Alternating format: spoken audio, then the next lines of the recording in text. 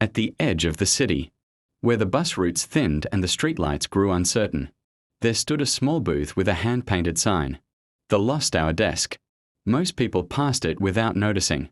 Those who did notice usually assumed it was closed, because no one was ever inside, at least not in a way that made sense. I found it one evening when I was late. Not the ordinary kind of late, but the heavy kind. The kind that settles into your chest when you realize you've been late too often in life. Late to call, late to leave, late to decide.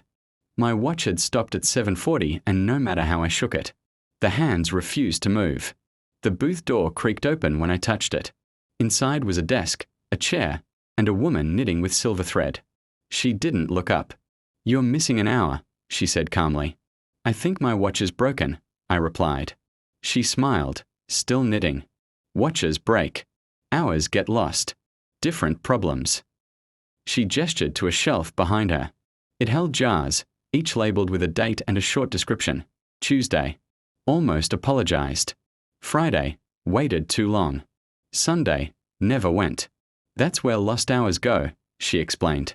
"The ones you don't use. The ones you waste. The ones you're too afraid to step into." I asked if I could have mine back.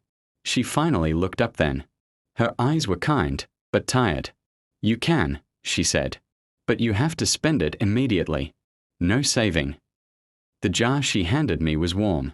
Inside, something glowed softly, like a held breath. "What happens if I don't take it?" I asked. She shrugged.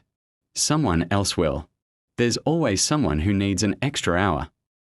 I thought of all the things I could do with it. Catch up, fix things, run ahead. But as I stood there, the truth arrived quietly. The hour wasn't meant for tasks. It was meant for courage. I opened the jar. The world slowed, not dramatically, but gently, like a room exhaling. I walked out of the booth and straight to the place I'd been avoiding for years. I knocked. I spoke. I listened. I stayed. When the hour ended, the booth was gone. My watch ticked again.